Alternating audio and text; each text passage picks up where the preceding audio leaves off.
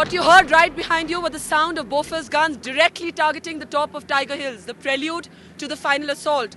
Also going on simultaneously are multi-barrel rocket launchers also attacking the same positions on Tiger Hills.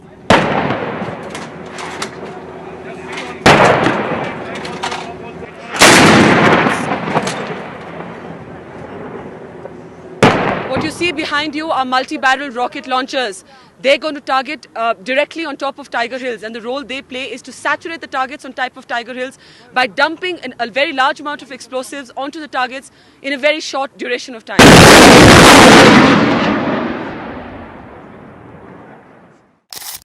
25 years ago, when I was not yet 27, I had the honor and the privilege of reporting from the front line, covering the Kargil War that had broken out between India and Pakistan.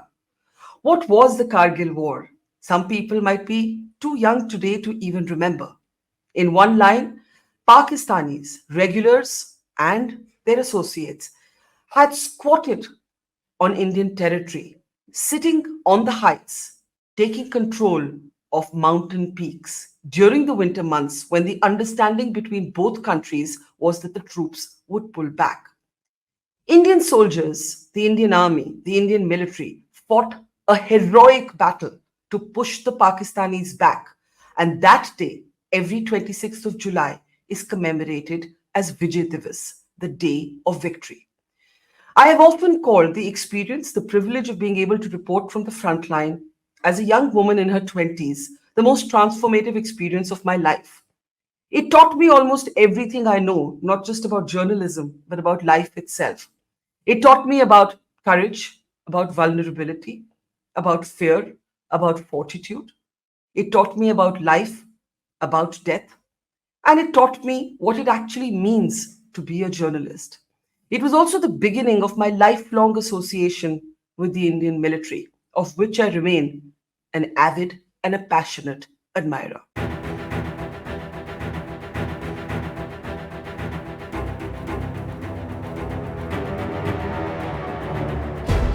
It was the honor of a lifetime to meet Vikram Batra at the Kargil frontline and be the person who would record his story for history. I still remember the sparkle in his eyes. When I first met Vikram, he'd just returned from a successful military operation to push out Pakistani intruders from a high mountain peak called Point 5140.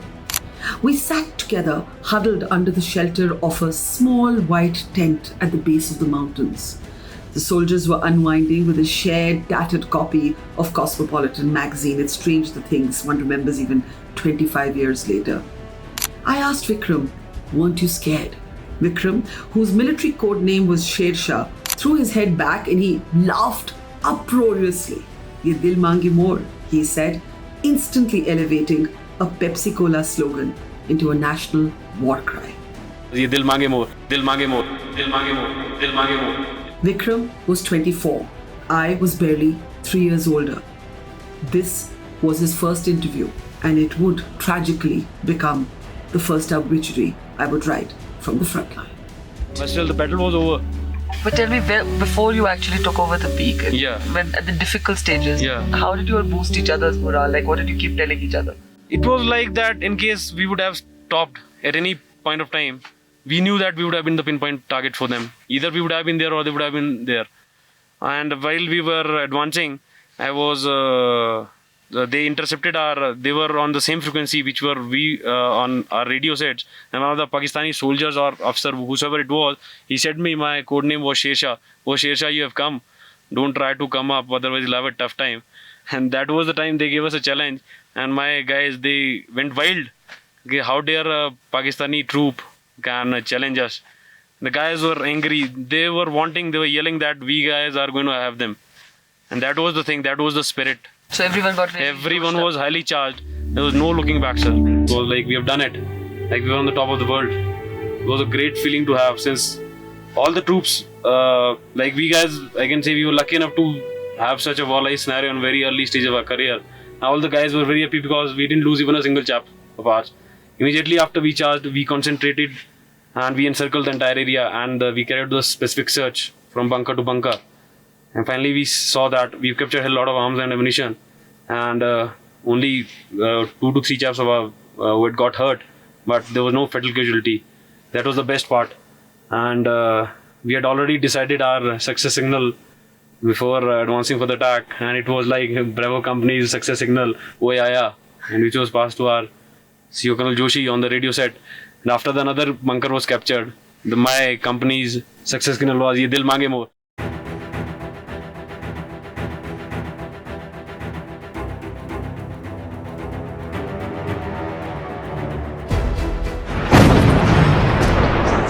इस वक्त आप देख रहे हैं कि हमारी artillery What you heard right behind you were the sound of Bofors guns directly targeting the top of Tiger Hills, the prelude to the final assault. Romila Datta in the movie Laksh was loosely modelled on me. You can see the play on the name and of course the haircut. And actor Preity Zinta spoke to me at length when she was preparing for her role. Among the questions that she had was how she should get the look right. She was curious to know what I wore and somewhat shocked when I told her that I pretty much lived in the same pair of jeans, shirt and even underwear for days on end. Forget makeup, we didn't even have the opportunity to change our clothes because this is what happened with a regular frequency.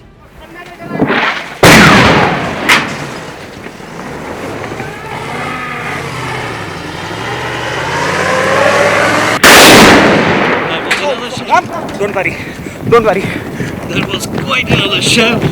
You want to hold something, please? No, I'm fine. I'll do.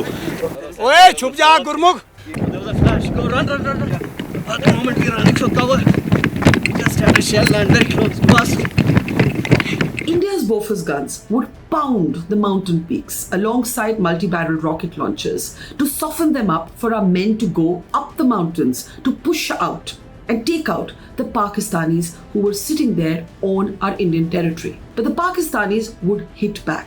They would bomb the national highway, which is where we were able to report the war from. In the course of one such shelling, our car got shelled, our driver fled, and along with it went the little knapsack into which I had carried my clothes. So we were left with nothing but the clothes we had on.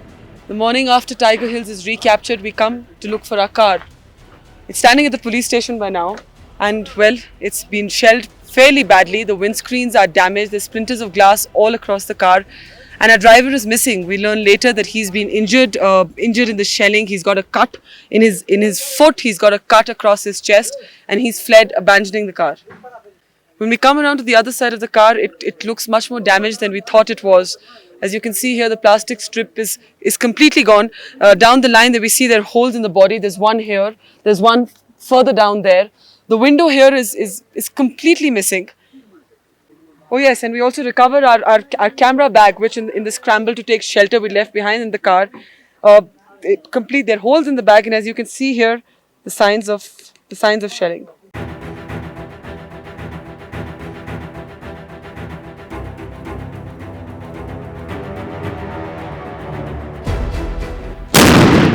What you heard right behind you were the sound of Bofors guns directly targeting the top of Tiger Hills, the prelude to the final assault. Also going on simultaneously are multi-barrel rocket launchers also attacking the same positions on Tiger Hills.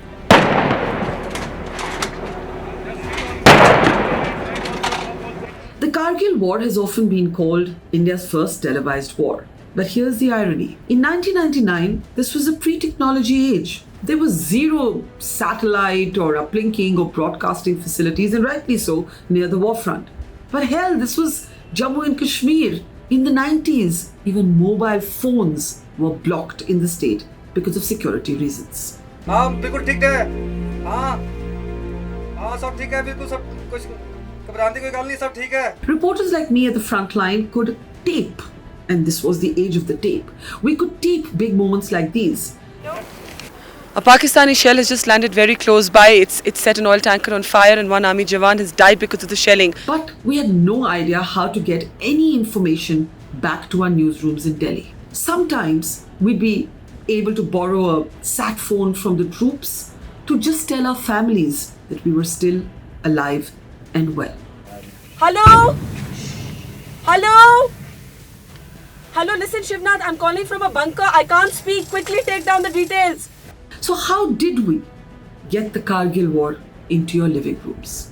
Well, in my case, my colleague, my cameraman Ajmal Jami and I, we would walk along the national highway. And remember, this was the highway that Pakistan, whose soldiers were sitting on the top of our heights, were also bombing. We would make our way through that shelling, through those bombs, and somehow reach the sort of dugouts where our choppers were carrying the coffins of our soldiers home. And we would beg the pilots, can you please also take our tapes back? And that was the only way that we could get our stories from the front line into your homes and living rooms.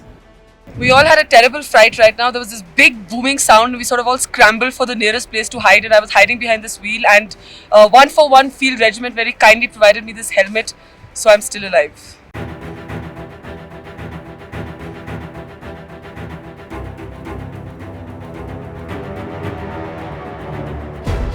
We all had a terrible fright right now. There was this big booming sound. We sort of all scrambled for the nearest place to hide, and I was hiding behind this wheel, and 141 Field Regiment very kindly provided me this helmet, so I'm still alive. I had to beg, plead, cajole, fight to be able to report the Kargil War from the front line. NDTV, where I then worked, was worried about my safety. The army was anxious about allowing a female correspondent into an all-male zone. Remember, this was 25 years ago, and women were not breaking military barriers in the way that they are doing today. The army understandably said to me, look, this is a war. We can't look after you. I said, I promise you, I do not want any special treatment. They said there are practical problems. There are no bathrooms. There's no assured food. There's no place to sleep. I said, I get it. I understand this is a war. As far as no bathrooms are concerned, I will, I don't know, go in an open field or behind a tree, just like the guys will and the guys do. Anyway, finally, I was able to persuade them and have the honor and the privilege of reporting what I call the most transformative assignment of my life. But so many of you have asked what it was like to be a woman war correspondent. I can tell you this, I was acutely conscious of being female at the war front because I had to fight so hard to get this assignment. I didn't want to say or do anything that could be construed to be girly in cliched terms. You have to remember, I was also very young. This was the first war I had ever reported. I didn't know what to expect. I was overwhelmed. And I was very, very sort of, I guess, subconsciously worried that nobody should ever have an opportunity to judge me for my gender. So let me tell you a little story. I remember this one time when there was a group of soldiers and they quite literally saved our lives. We were, me, my cameraman Ajmal Jami, Gaurav Sawant, who's of course a colleague, and another colleague, Shashi Kumar, and we'd formed this little group. And there was this one evening when, as India pounded the mountain peaks where the Pakistanis were sitting on our territory to get them out, the Pakistan side was counter bombing the national highway on which we were all standing and reporting. And as bombs were raining down, we had nowhere to sort of, to take shelter. And we were in serious danger that evening. And this group of young soldiers, they saved our lives and they gave us shelter in an underground bunker. And we spent the night with them in the underground bunker that evening, that whole night, in fact. Your friends, your colleagues, men on the top. Yeah, actually before, when you go and face them, it's like a kind of short movie, which runs into your mind, and you see your childhood, your adulthood, and you remember your parents, all your loves and your fears. And then for a fraction of a second you say, no, I've got to overcome it. And then that's the thing that pushes you into the... It's like your life passes you by in a flash. Yeah, it's like that. And the next morning, we all woke up to the great news that Tiger Hill had been recaptured by the Indian Army from the Pakistanis, and that was great news. But then these young men who had saved our lives, they got their orders that they would be the next soldiers to be climbing up the jagged mountain peaks to take the Pakistanis out. And all of us knew that, we may never see these brave soldiers who had just saved our lives. It was a very emotional moment, in war zones, there is what I call the intimacy of strangers. And my male colleagues, they had tears welling up in their eyes. And my heart was breaking inside, but I felt like if I show my tears, I'm going to be, they're going to say she's crying because she's a girl.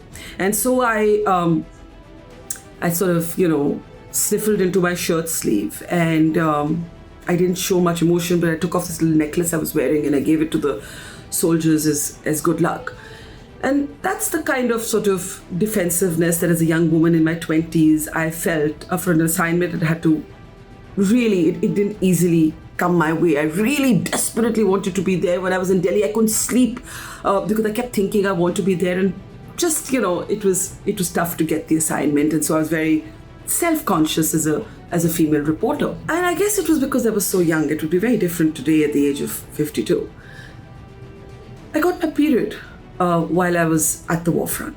And, I've already told you there were no bathrooms. And I also ran out of clean clothes because our car got shelled when Pakistan was sort of, bombarding the national highway. Our driver ran away.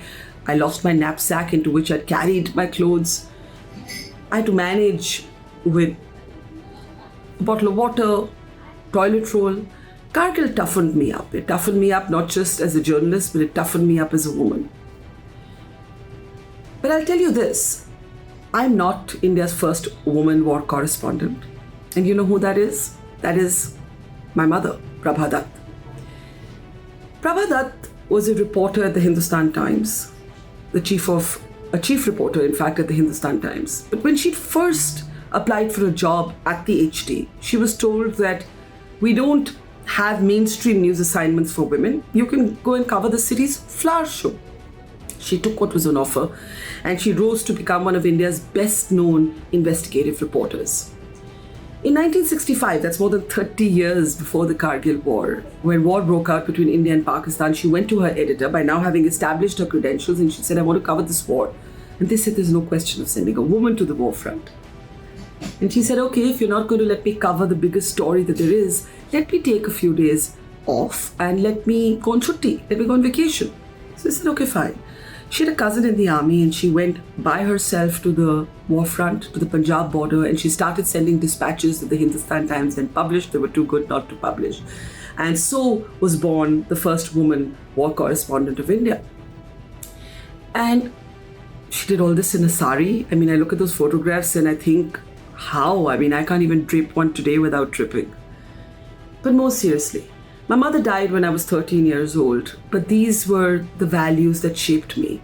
Never take no for an answer, and never let other people's opinion of you shape who you are and who you want to be. As women, one thing's for sure, whether it's 1965, 1999, or 2024, we will have to fight 3 times as hard to get the same work. And then when we do it well, we'll be put under the microscope and be judged 10 times more harshly. But that's okay. We are who we are, and we need to be unapologetic.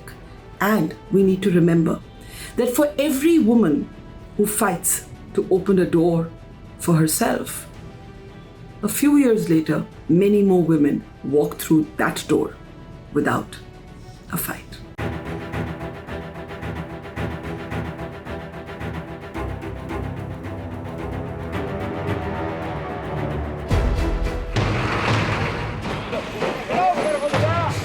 But back then, this road was the epicenter of the war.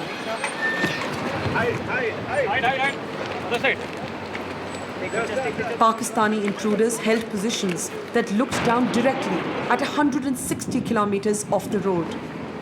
They could bomb the highway at will, potentially snapping off contact with the rest of India, and also breaking the supply lines of food and kerosene. We all had a terrible fright right now. There was this big booming sound and we sort of all scrambled for the nearest place to hide, and I was hiding behind this wheel, and 141 Field Regiment very kindly provided me this helmet, so I'm still alive.